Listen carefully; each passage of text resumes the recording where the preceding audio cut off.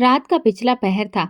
आसमान पर चांद की रोशनी बिखरी हुई थी, मगर मेरे दिल में गहरा अंधेरा था। मैं आंगन में खड़ी थी जब अंदर से शोर उठा। दरवाजे पर मेरी ननद मोनिका खड़ी थी। उसका चेहरा गुस्से से लाल था, आंखें शोले बरसा रही थी। वो दहाड़ी, ये बच्चा किसका है? मेरा दिल जैसे किसी ने मुट्ठी में ले लिया हो। मैंने हैरानी से उसकी तरफ देखा। क्या मतलब है तुम्हारा? मेरी आवाज लड़खड़ा गई। फिर बाकी के घरवाले भी वहां पर जमा हो गए। मेरी सास ने मुझे घूर कर देखा। उनके चेहरे पर नफरत थी, आंखों में वही गुस्सा था जो किसी बेकसूर पर बरसाया जाता है। क्या मैंने सही सुना?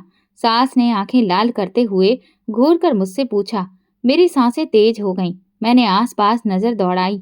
मेरी ननद की नजरें मेरे पेट पर जमी हुई थीं, जैसे कि मैं कोई मुजरिम हूँ। मेरी आंखों में आंसू भर आए। मुझे कुछ समझ में नहीं आ रहा था। ये क्या कह रही हो तुम? मैंने कांपती हुई आवाज में कहा। मोनिका ने मेरे पेट की तरफ इशारा किया। ये जो तेरे पेट में पल रहा है, ये किसका है? उसका लहजा जहर की तरह था। मेरे कदमों तले से जमीन खिसक गई। मैंने बेयकीनी से अपने पति गौरव की तरफ देखा, जो दरवाजे के करीब खड़ा था। शायद वो सबको समझाए कि ये उसी का बच्चा है और मैं चरित्रवान हूँ, मैं बेगुनाह हूँ। मगर वो बिल्कुल खामोश था। मोनिका एक बार फिर से चीखी। ये बच्चा किसका है? ये गौरव का है, मैंने पूरी ताकत से कहा, मगर मेरी आवाज में बेबसी थी। मोनिका ने ठहाका लगाया। ये गौरव का है? अरे क्यों झूठ बोल रही है? गौरव को छोड़कर और किसके साथ रिश्ते थे तेरे? बस करो, मैंने चीख कर कहा। अपनी जुबान संभाल कर बात करो। मैं कोई बदचलन औरत नहीं हूँ। अच्छा, तो फिर तू पेट से कैसे हुई? मोनिका ने मेरे पति की तरफ देखा और बोली। ये तो कब का कह चुका है कि इसने तुझे हाथ भी नहीं लगाया। ये सुनकर मेरी आंखें हैरत से फैल गईं। मैंने गौरव की तरफ देखा, जो मुझसे नजरें चुरा रहा था। ये झूठ है, मैंने आंखों में आंसू लिए कहा। गौरव, तुम कुछ कहो। तुम्हें पता है ना कि मैं कैसी हूँ? मैं सिर्फ तुम्हारी हूँ। गौरव ने गहरी सांस ली, जैसे खुद को मजबूत कर रहा हो, और फिर बोला। मैं कुछ भी नहीं जानता। मेरी दुनिया अंधेरे में खो गई। मैंने बेयकीनी से उसे देखा। क्या? मेरी आवाज लड़खड़ा गई। मैंने गौरव से पूछा तो उसका लहजा बहुत सख्त था। मैं ये नहीं कह रहा, लेकिन हालात तो यही बता रहे हैं। ये सुनकर मैंने अपना सिर थाम लिया। हे भगवान, ये कैसा इल्जाम है? मैंने तो कभी किसी गैर मर्द की तरफ नजर उठाकर भी नहीं देखा। सास ने आगे बढ़कर मेरा बाजू खींचा। बस करो, अब ये ड्रामा बंद करो। ये सब करने की जरूरत नहीं है। मैं ऐसी गंदी औरत को अपने घर में बिल्कुल बर्दाश्त नहीं कर सकती। मैंने कुछ गलत नहीं किया, मैंने रो कर कहा। झूठ मत बोलो। सास ने मेरे बाल पकड़कर मुझे फर्श पर पटक दिया। मेरा माथा जमीन से टकराया और खून की एक पतली लकीर वहां से बह निकली। माँ जी, ऐसा मत करिए। कम से कम ऐसे हालात में तो नहीं। मैं पेट से हूँ। मोनिका ने बड़ी ही बेदर्दी से कहा। अगर तू मर भी जाए ना, तो मुझे कोई परवाह नहीं है। सास ने नफरत से कहा। बस, अब ये इस घर में नहीं रहेगी। गौरव, मैंने करहा कर अपने पति की तरफ देखा। मुझे बचाओ, मगर वो दरवाजे की तरफ बढ़ चुका था। गौरव, मैंने फिर से चीख कर कहा। मैं तुम्हारे कदमों में गिर जाती हूँ, मगर तुम मेरा यकीन करो। लेकिन उसने एक पल के लिए भी मेरी तरफ मुड़कर नहीं देखा। मैं तुम्हें तलाक दूंगा, उसके शब्द गूंजे और मेरा दिल जैसे किसी ने मसल कर रख दिया हो। मेरी दुनिया लुट गई थी। मेरे शरीर की ताकत खत्म हो चुकी थी। मैं बेजान सी जमीन पर गिरी थी। सास ने मेरा दुपट्टा खींचकर मुझसे अलग कर दिया और मुझे घर से बाहर धकेल दिया। अब इस घर में तेरे लिए कोई जगह नहीं, और दरवाजा धड़ाम से बंद कर दिया। मैं जमीन पर गिरी थी। रात की काली स्याही मुझे अपने अंदर समेट रही थी। मैं बेगुनाह हूँ, मैंने सिसकी भरकर बोला, मगर मेरी आवाज वहां कोई नहीं सुन रहा था। मुझे महसूस हो रहा था कि जैसे मेरा दम निकल रहा हो। फिर मुझे हर तरफ अंधेरा नजर आने लगा। मैं जमीन पर बेसुध सी गिरी थी और मेरे अंदर से तन्हाई और बद्दुआओं की आवाज आ रही थी। मैंने कमजोर उंगलियों से दरवाजे की दहलीज छुई, जहां कुछ लम्हों पहले मैं इज्जतदार पत्नी के रूप में बनकर खड़ी थी, मगर अब एक रुस्वा औरत बनाकर निकाल दी गई थी। बारिश होने लगी, बूंदें जमीन पर गिरने लगीं। जैसे आसमान भी मेरी बेबसी पर आंसू बहा रहा हो। मेरे होंठ कांप रहे थे, शरीर बेजान हो रहा था, मगर सबसे ज्यादा मेरा दिल जख्मी था। गौरव, मैंने कराह कर उसका नाम लिया, मगर कोई जवाब नहीं आया। दरवाजे के पीछे वो इंसान था जिसे मैंने सबसे ज्यादा चाहा था, जिसके लिए अपने वजूद को कुर्बान कर दिया, और आज वही इंसान मेरे लिए अजनबी बन गया था। मैंने धीरे धीरे अपने हाथ से अपना पेट थाम लिया। मेरे अंदर मेरा बच्चा था, मेरा इकलौता सहारा, मेरी आखिरी उम्मीद, मेरी कोख में पलने वाला ये नन्हा सा वजूद मेरी बेगुनाही का सबसे बड़ा गवाह था। मगर कोई नहीं था जो ये गवाही सुनने को तैयार हो। मैं बेगुनाह हूँ। मेरी आंखों से आंसू बहने लगे, मगर जवाब में बस रात की ठंडी हवा चली। अब मैं कहाँ जाऊं? मेरे कदम अपने आप मायके की तरफ बढ़ने लगे। मेरा घर, जहाँ मेरा बचपन बीता था, जहाँ मेरे माँ बाप का आशीर्वाद था, भाइयों का प्यार था, हाँ, वो मेरा घर है। वो मुझे वापस ले लेंगे। मैं नंगे पांव भीगे कपड़ों में सड़क पर चलने लगी। हर कदम के साथ मेरा दिल तेजी से धड़क रहा था। क्या वे सच में मुझे अपना लेंगे? बाबा, आप मेरी बेगुनाही पर यकीन करेंगे? सर्दी बढ़ती जा रही थी। हवा बदन में नुकीले कांटों की तरह चुभ रही थी, मगर मैं चलती रही। मैंने उम्मीद का दामन नहीं छोड़ा। आखिरकार मैं दरवाजे पर पहुंच गई। लकड़ी के उस दरवाजे को देखकर मेरे दिल में एक उम्मीद जगी कि अंदर से माँ की आवाज आएगी, मेरे पिता मुझे गले से लगा लेंगे, और भाई मेरे सिर पर हाथ रखकर कहेगा कि हम जानते हैं कि तुम बेकसूर हो। मेरी आंखें खुशी से भीग गईं। मैं कांपते हाथों से दरवाजा खटखटाने लगी। माँ, मैंने कमजोर आवाज में पुकारा। कोई जवाब नहीं आया। पिताजी, मैंने रोते हुए कहा, दरवाजा खोलिए। मुझे कदमों की आहट सुनाई दी। दरवाजा खुला और सामने मेरा बड़ा भाई खड़ा था, मगर उसकी आंखों में वो प्यार नहीं था जो कभी मेरे लिए हुआ करता था। यहाँ क्यों आई हो? उसने सख्त लहजे में पूछा। भाई, मैंने एकदम से उसका हाथ थामना चाहा, मगर उसने पीछे हटकर दरवाजे को मजबूती से पकड़ लिया। हमें शर्मिंदा करने आई हो? उसके शब्द जहर की तरह थे, जो मेरे दिल में उतर गए। नहीं भाई, मैं तो बस अपने घर वापस आई हूँ। मेरी बात सुनो, मैं बेकसूर हूँ। मैंने प्रार्थना की। अच्छा, बेकसूर? अंदर से मेरी भाभी की जहरीली आवाज आई। तो क्या सब लोग झूठ बोल रहे हैं? तेरे ससुराल वाले, पूरा मोहल्ला, सब गलत हैं और तू अकेली सही है। भाभी, मेरी बात समझने की कोशिश करो। मैंने हाथ जोड़ दिए। बस करो, भाई ने झटक कर कहा। हम अपनी इज्जत अब और ज्यादा मिट्टी में नहीं मिलाना चाहते। मम्मी पापा भी तेरे इस चरित्र के सदमे से बीमार हैं, और अब वो तेरे मुंह से कोई सफाई नहीं सुन सकते। भाई, मेरी बात तो सुनो। मेरी आवाज तड़प उठी। चली जा यहाँ से। भाई ने एक झटके से दरवाजा बंद कर दिया। ये बात मेरी आखिरी उम्मीद को तोड़ने के लिए काफी थी। मैंने बेयकीनी से दरवाजे को देखा। माँ, मैंने दरवाजा पीटना शुरू कर दिया। पिताजी, दरवाजा खोलिए। लेकिन अंदर खामोशी पसरी थी।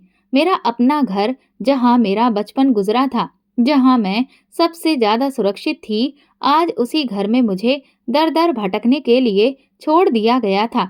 मैं बेसुध सड़क के किनारे बैठी थी।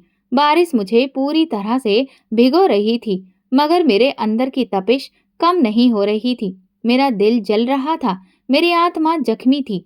मेरा घर छिन गया था, मेरा सुहाग छिन गया था। मायके वालों ने भी मुझे ठुकरा दिया था। मैं सोच रही थी, एक औरत का क्या कसूर होता है? अगर उस पर इल्जाम लग जाए तो क्या वो सच में मुजरिम बन जाती है? बारिश की बूंदें मेरे चेहरे पर गिर रही थीं, मगर मैं इतनी निडाल थी कि उन्हें पोंछने की मुझ में हिम्मत भी नहीं थी। मेरे वजूद में सिर्फ एक जिंदगी की कसक बाकी थी।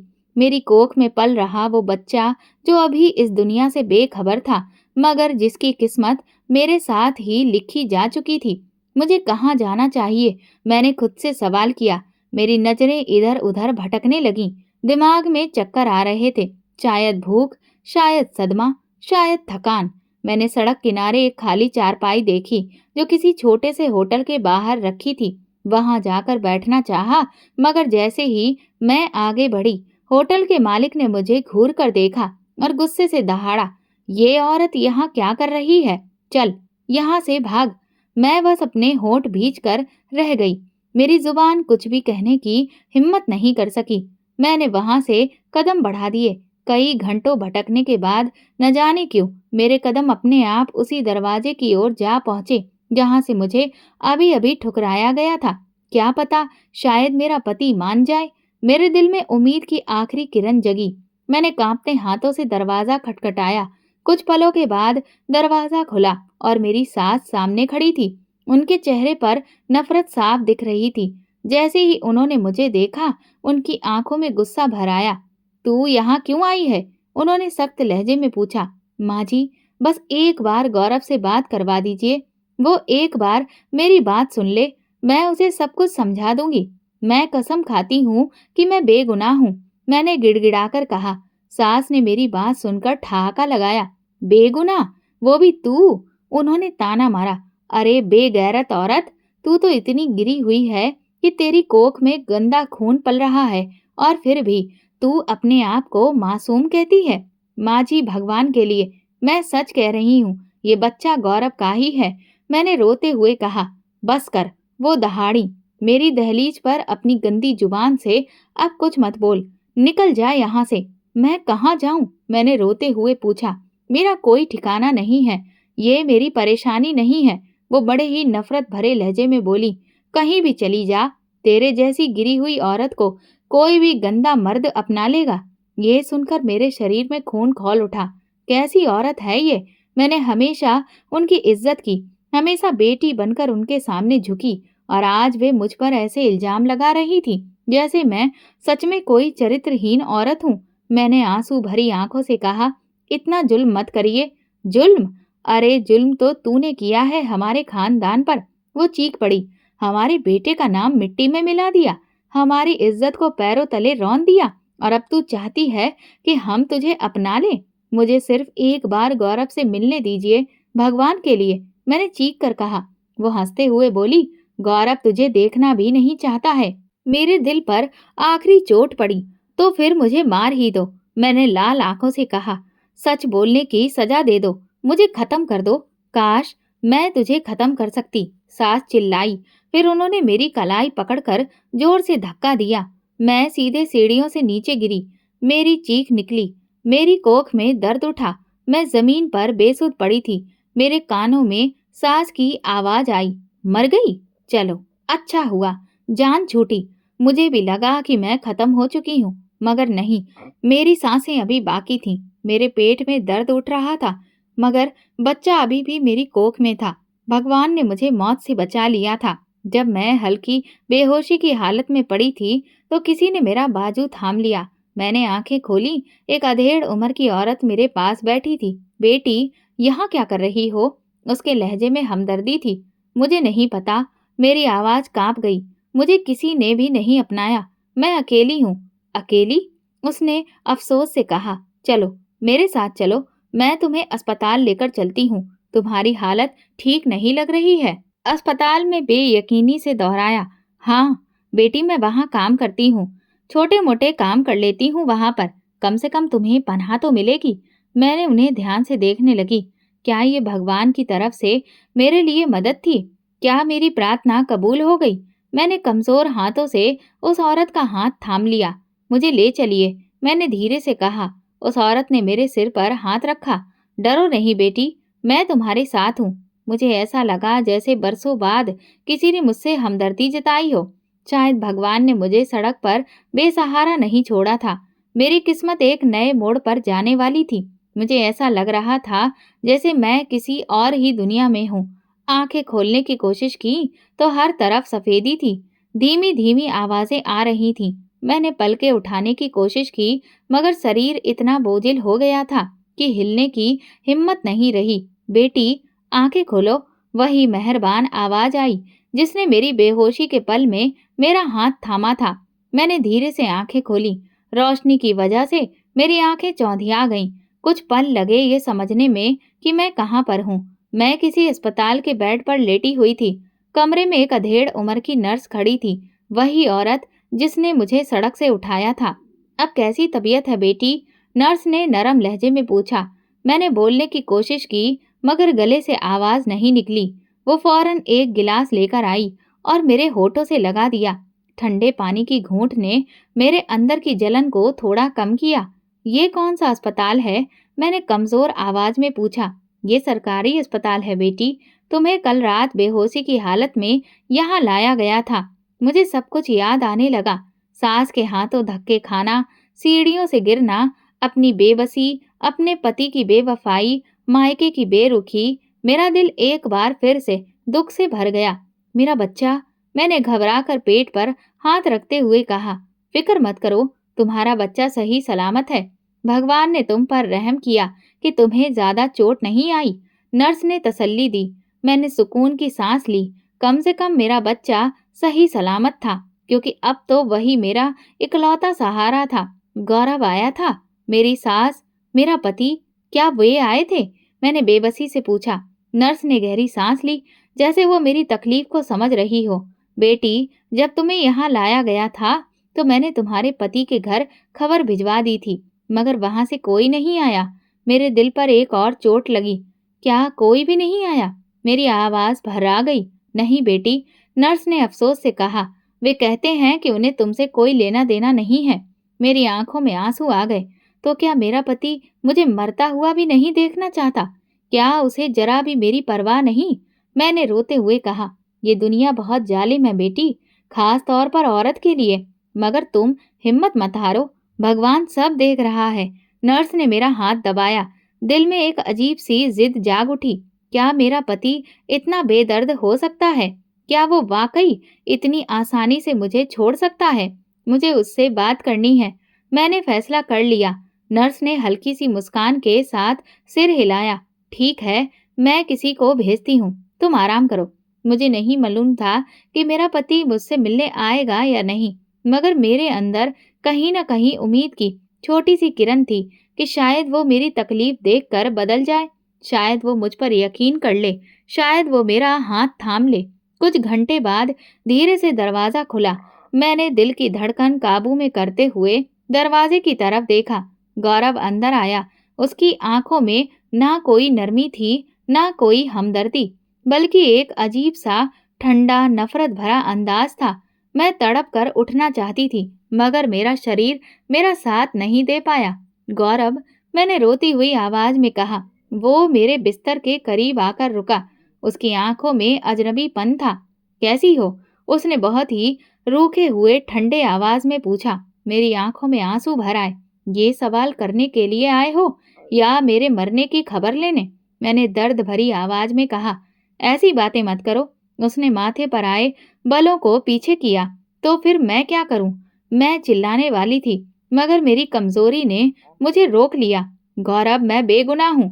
मैंने उसका हाथ थामना चाहा, मगर उसने पीछे हटकर मेरे शब्दों को नजरअंदाज कर दिया। ये बात तो तुम पहले भी कह चुकी हो, और मैं तुम्हें पहले ही बता चुका हूँ कि मैं कुछ भी नहीं जानना चाहता। तुम कुछ नहीं जानना चाहते? मैंने बेयकीनी से उसे देखा। तुम वही इंसान हो जिसके लिए मैंने अपनी पूरी दुनिया छोड़ दी, और आज तुम्हें मेरे जीने मरने की भी परवाह नहीं है। ये सारे ड्रामे बंद करो पायल। वो अचानक गुस्से में आ गया। अगर मुझे तुम्हारी बेचारगी पर यकीन दिलाने के लिए तुमने बुलाया है तो माफ करना, मैं कोई अंधा नहीं हूँ। गौरव, क्यों मुझ पर भरोसा नहीं करते? मैंने बेबसी से कहा।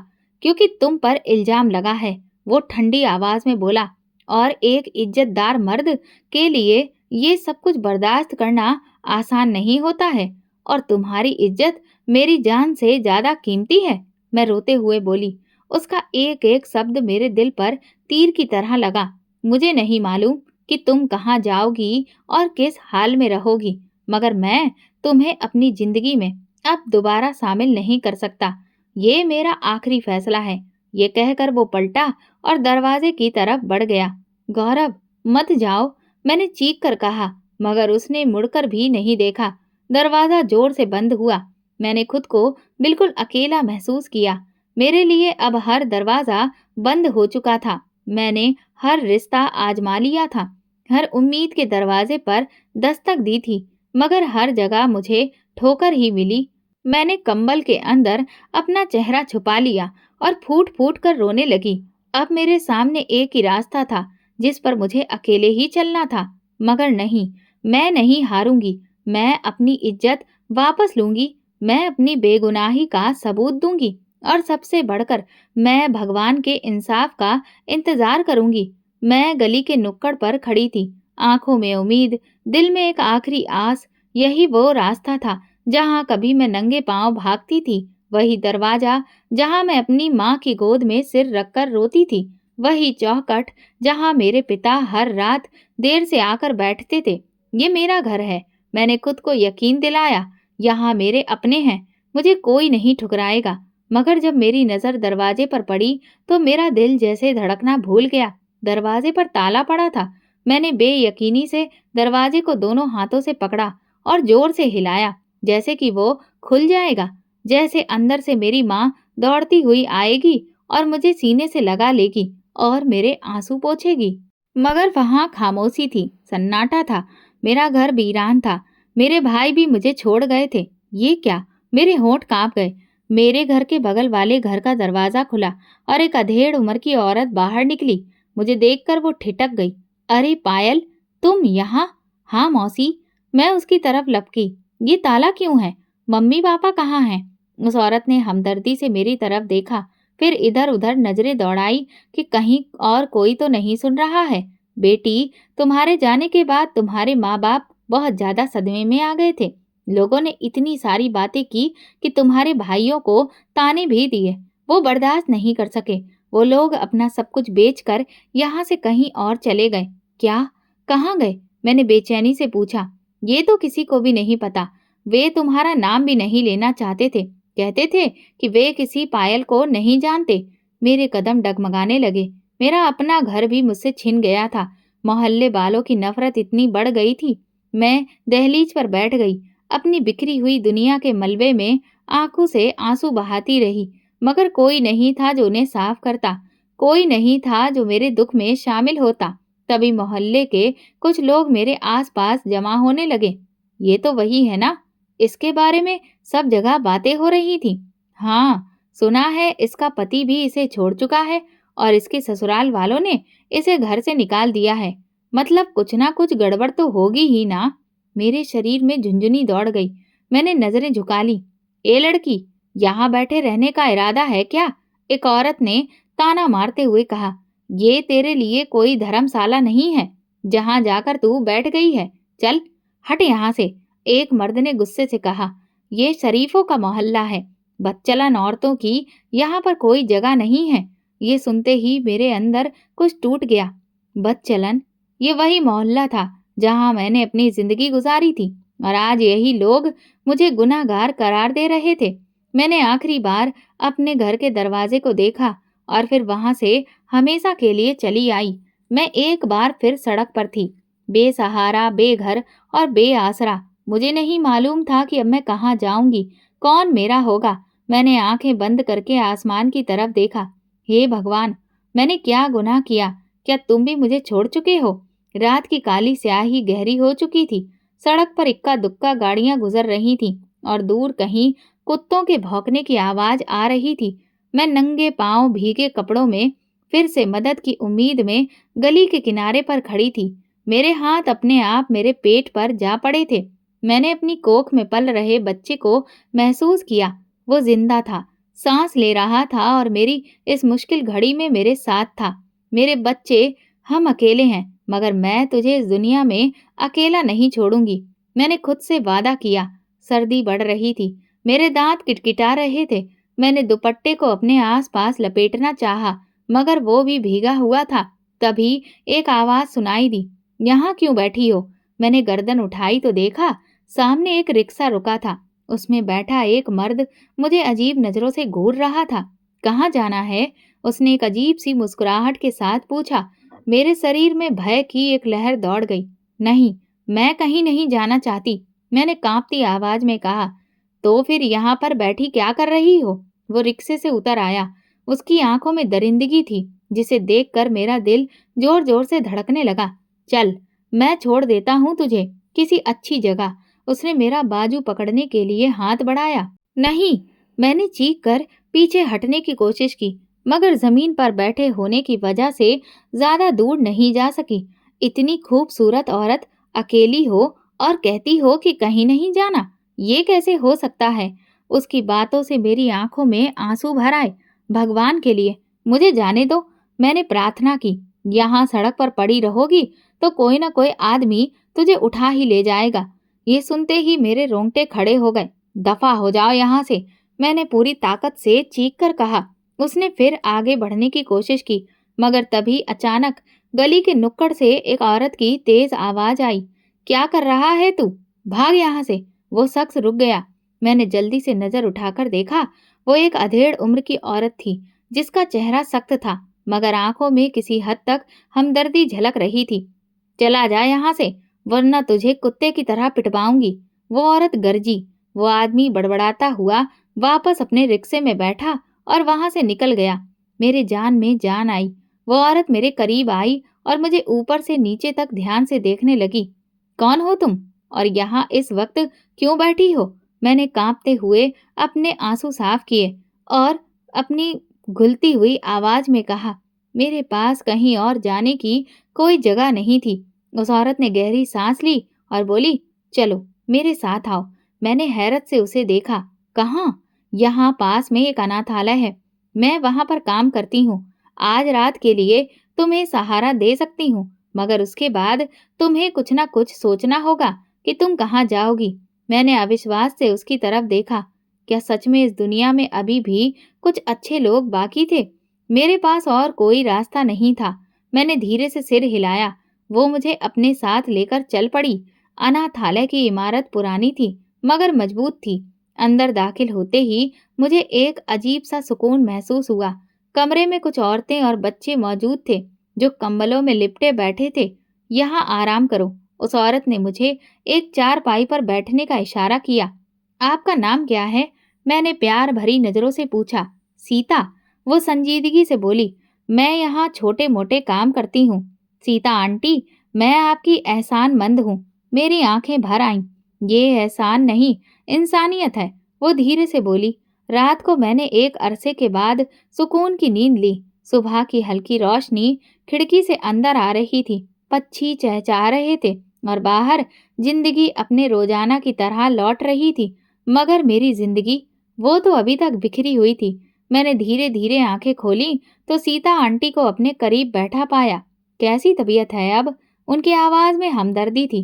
पहले से बेहतर हूँ, मैंने कमजोर आवाज में जवाब दिया। सीता आंटी ने गहरी सांस ली, जैसे फिर कुछ सोच रही हो। उन्होंने मेरा हाथ थाम लिया। पायल, मैं जानती हूँ कि तुम बहुत मुश्किल वक्त से गुजर रही हो, मगर ये दुनिया रहम नहीं खाती।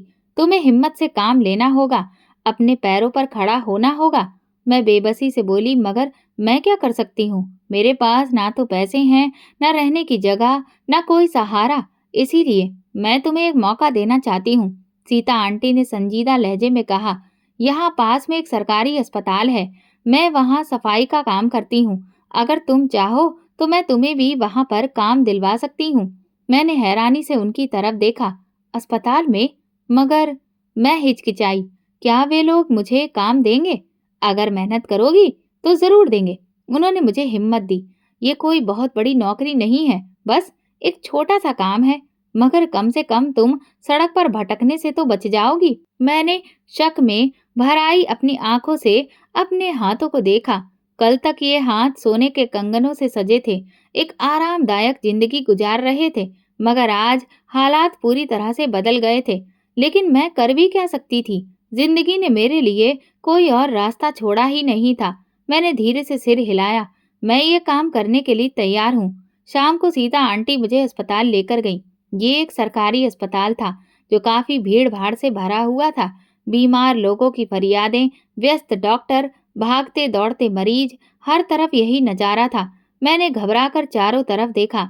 सीता आंटी मुझे एक बुजुर्ग नर्स के पास ले गईं, जिन्हें सब निर्मला ताई कहकर बुलाते थे।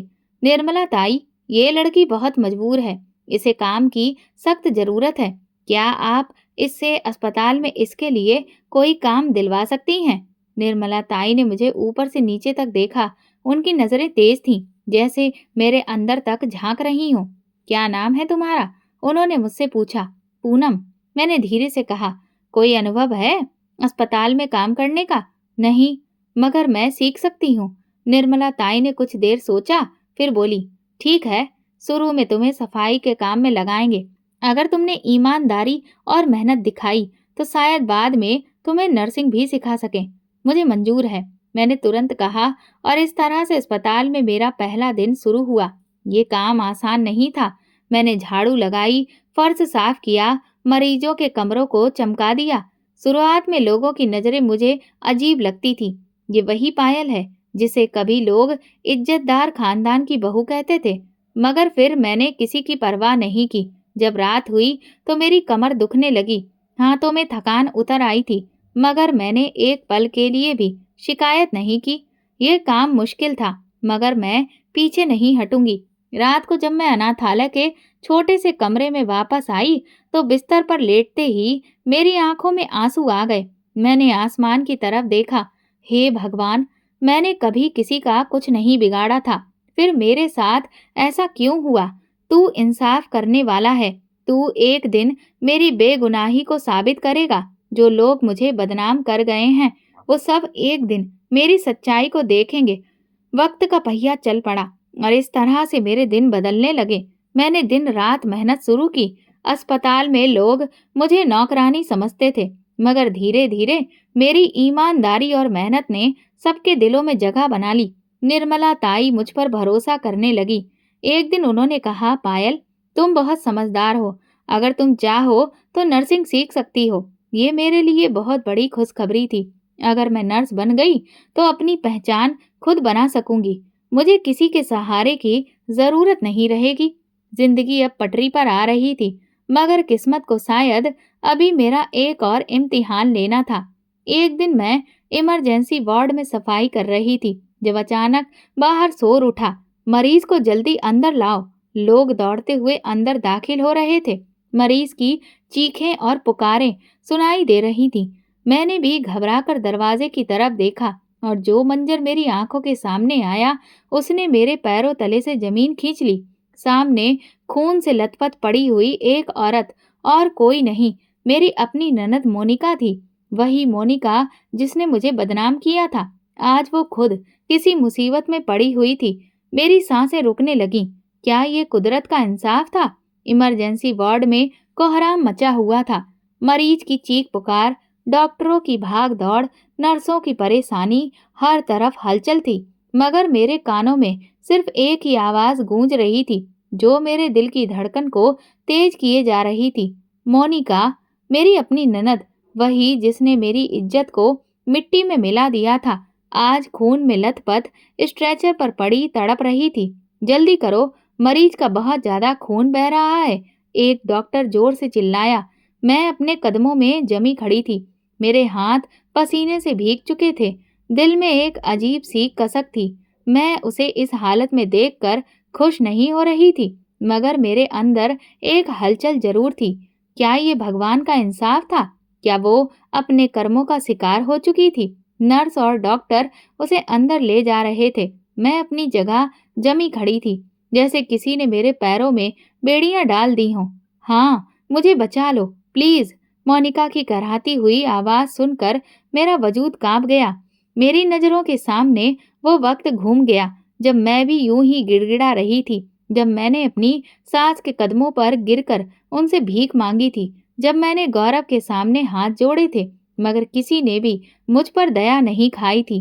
क्या आज मोनिका के साथ भी वही होने वाला था? क्या हुआ है ऐसा उसके साथ?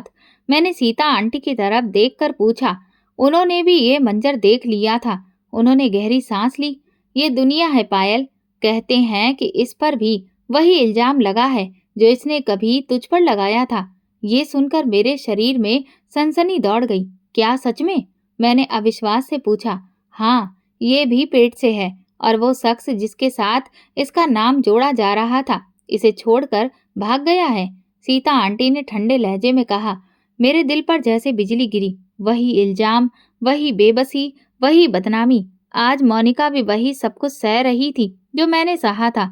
तभी मुझे एक आवाज सुनाई दी, मोनिका। मैंने गर्दन मोड़ी और देखा, मेरी सास और मेरा पति गौरव इमरजेंसी वार्ड में दाखिल हो रहे थे। मैंने उन दोनों को देखा और मेरी आंखों में अजीब सी कैफियत आ गई। सास जो कभी मेरी बेइज्जती करने में सबसे आगे थी, जो कभी मेरा दुपट्टा खींचकर मुझे घर से निकाल चुकी थी, आज वही औरत अपनी बेटी की जान बचाने के लिए भीख मांग रही थी। गौरव, जो मेरे सच पर यकीन करने को तैयार नहीं था, आज उसकी आंखों में वही डर था जो किसी अपने को खोने के समय पर होता है। डॉक्टर, मेरी बेटी को बचा लीजिए, सास ने गिड़गिड़ाते हुए कहा। हम पूरी कोशिश कर रहे हैं, मगर मरीज की हालत बहुत नाजुक है, बहुत ज्यादा खून बह चुका है, डॉक्टर ने संजीदगी से कहा। हे भगवान, सास ने अपना सिर पकड़ लिया।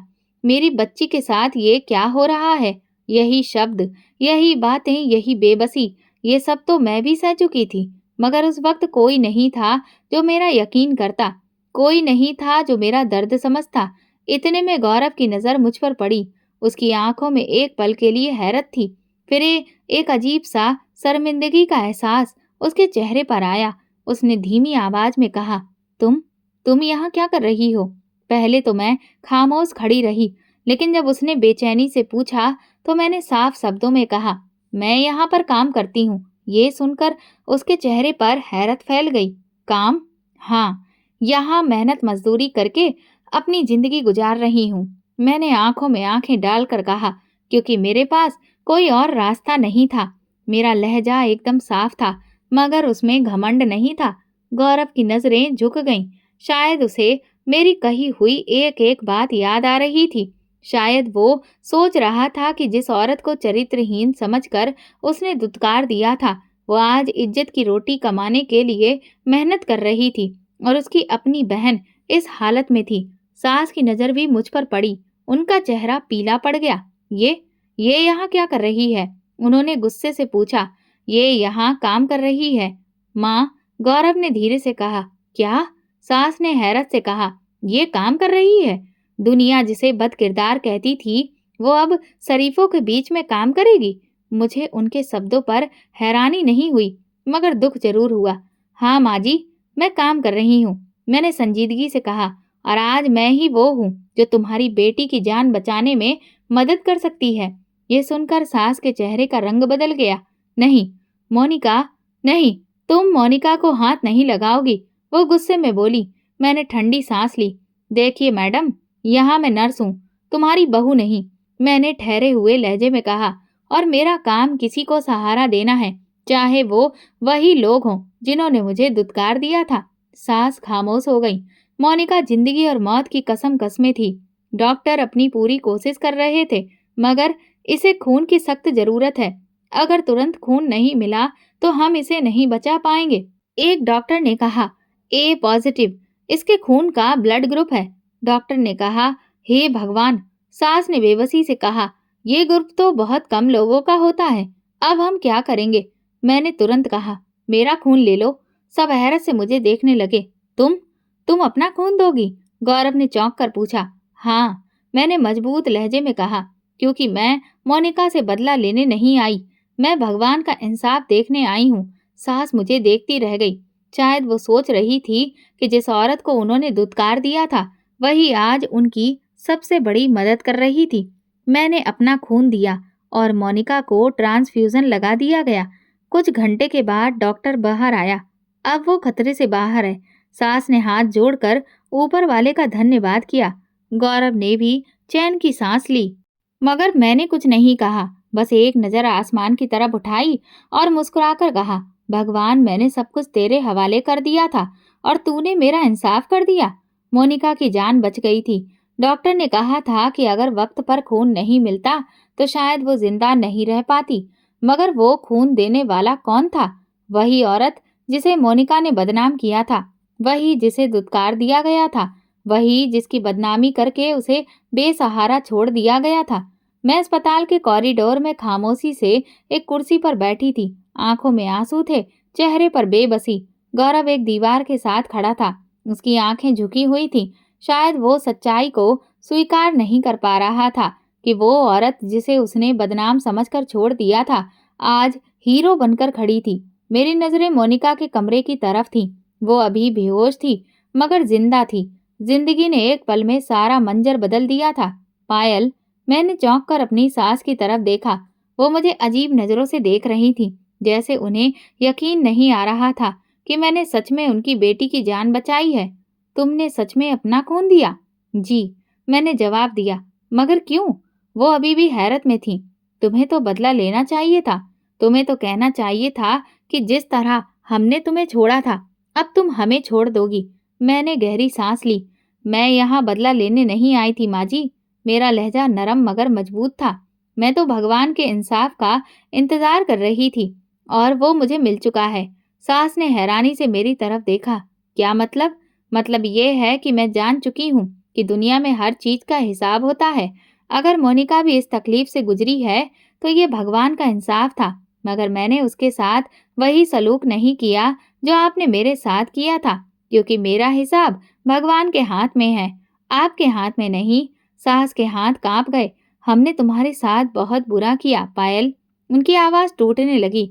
हमने तुम पर इल्जाम लगाया, तुम्हें बेसहारा छोड़ दिया, तुम्हारा घर उजाड़ दिया। मैंने शांत लहजे में कहा, लेकिन मैंने सब कुछ भगवान पर छोड़ दिया था और देख लीजिए, आज इंसाफ हो चुका है। पायल, ये आवाज गौरव की थी। मैंने उसकी तरफ देखा। वो सिर झुकाए खड़ा था, जैसे कुछ कहना चाहता हो, मगर उसे शब्द नहीं मिल रहे थे।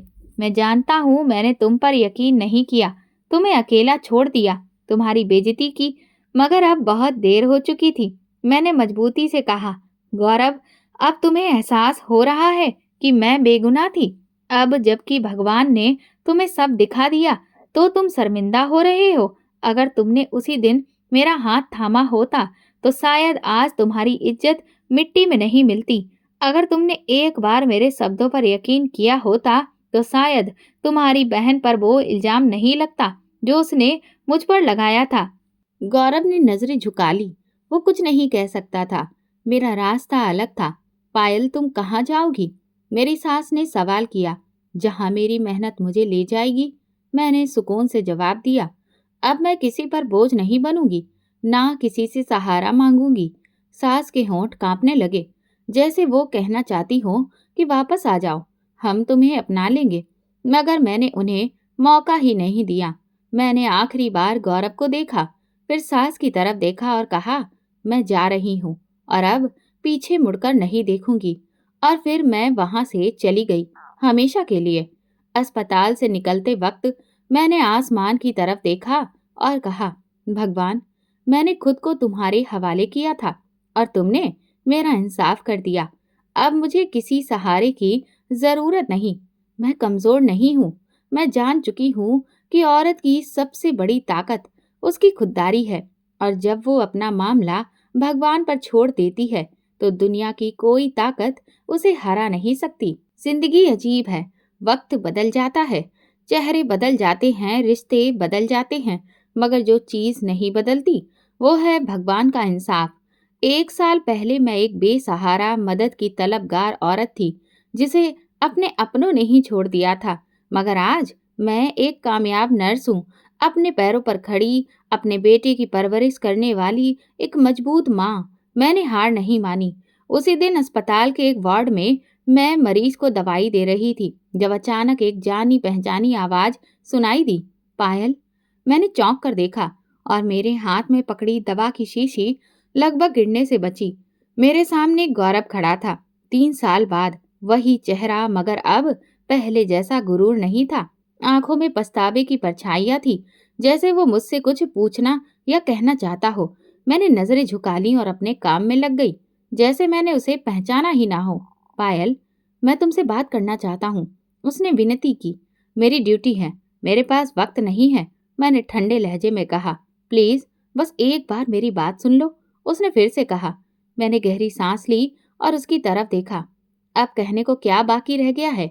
मैंने शांत लहजे में पूछा। पायल, मैं बहुत शर्मिंदा हूँ। उसकी आवाज भारी हो गई। मैंने तुम्हारी बेगुनाही पर यकीन नहीं किया, तुम्हें छोड़ दिया, और अब जब मेरी बहन पर वही इल्जाम लगा, तब जाकर एहसास हुआ कि मैंने क्या खो दिया। मैं खामोश रही। मैं रोज भगवान से प्रार्थना करता था कि मुझे एक मौका मिले तुमसे माफी मांगने का, तुम्हें अपनी जिंदगी में वापस लाने का। ये कहते हुए उसकी आंखें भर आईं। मैंने ठंडी हंसी हंसते हुए कहा, गौरव, वो वक्त अब गुजर चुका है। मैं बहुत पहले ही ये तय कर चुकी थी कि मैं अब पीछे मुड़कर नहीं देखूंगी।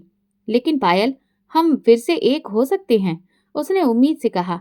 तुम मेरे साथ चलो, हम अपनी जिंदगी दोबारा शुरू करेंगे। मैंने कुछ पल उसे देखा, फिर हल्की मुस्कान के साथ कहा, फैसला मेरा था गौरव, और मैंने फैसला कर लिया है कि मैं तुम्हें कभी माफ नहीं करूंगी। गौरव की आंखों में हैरत और तकलीफ देखी, उसके चेहरे पर पछतावा साफ झलक रहा था। पायल, मैंने सब कुछ खो दिया है। मेरी बहन तबाह हो गई। वही सब हुआ उसके साथ जो हमने तुम्हारे साथ किया था। तुम पर तो सिर्फ इल्जाम था, मगर मेरी बहन ने तो हमें कहीं भी मुंह दिखाने के लायक ही नहीं छोड़ा। अब उसकी मानसिक हालत भी ठीक नहीं है। मेरी माँ बीमार है। उसकी आवाज टूट रही थी। मैं औलाद के लिए तरस रहा हूँ, मगर शायद भगवान मुझसे नाराज है। मेरी दूसरी पत्नी भी मुझे तलाक दे चुकी है। मैंने तुम्हें तकलीफ दी, तुम पर भरोसा नहीं किया, तुम्हें छोड़ दिया, और शायद उसी की सजा मैं भुगत रहा हूँ। प्लीज मुझे माफ कर दो, ताकि भगवान भी मुझे माफ कर दे। मैंने गहरी सांस ली, आंखें बंद की और फिर मजबूत आवाज में कहा, मैंने तुम्हें माफ कर दिया गौरव, मगर मेरी जिंदगी में तुम्हारी कोई जगह नहीं है। जो तुमने मेरे साथ किया, क्या वो कभी भुलाया जा सकता है? मैंने नरम मगर मजबूत लहजे में कहा, यही भगवान का इंसाफ है। मुझे बदनाम करने वाले खुद बदनाम हो गए, और जिन्हें तुमने कमजोर समझा था, वही आज तुम्हारे सामने ताकत बनकर खड़े हैं। तो क्या तुम मुझे कभी वापस नहीं अपनाओगी? मैंने गहरी सांस ली। माफ कर देना और वापस जिंदगी में शामिल कर लेना, ये दोनों अलग बातें हैं गौरव। मैंने तुम्हें कब का माफ कर दिया है, लेकिन तुम्हें अपनी जिंदगी में दोबारा शामिल करने का दरवाजा मैंने हमेशा के लिए बंद कर दिया है। गौरव की आंखें छलक पड़ी। वो बिना कुछ कहे पलटा और चला गया, जैसे उसे एहसास हो गया हो कि अब मैं उसकी जिंदगी में कभी वापस नहीं आऊंगी। शाम को जब मैं अपने बेटे के साथ पार्क में बैठी थी, तो मैंने उसे अपनी गोद में उठाया और उसके माथे को चूमा। मेरे बेटे, मैंने तेरी माँ होने का हक अदा कर दिया है। हवा में एक अजीब सी खुशबू थी, जैसे कुदरत मुझे मेरी जीत का एहसास दिला रही हो। मैंने आसमान की ओर देखा और मुस्कुराकर कहा, भगवान, मैंने अपने आप को तेरे हवाले किया था, और तूने मेरा इंसाफ कर दिया। आज मैं सच में बहुत खुश हूँ। दोस्तों, अगर आपको हमारी कहानी पसंद आई हो तो कमेंट करके ज़रूर बताइए। वीडियो को लाइक करके और ज़्यादा से ज़्यादा शेयर करिए। अगर आप चैनल पर नए हैं तो सब्सक्राइब करके बेल आइकन को ज़रूर दबा दें, ताकि नोटिफिकेशन आपको मिलती रहे। धन्यवाद।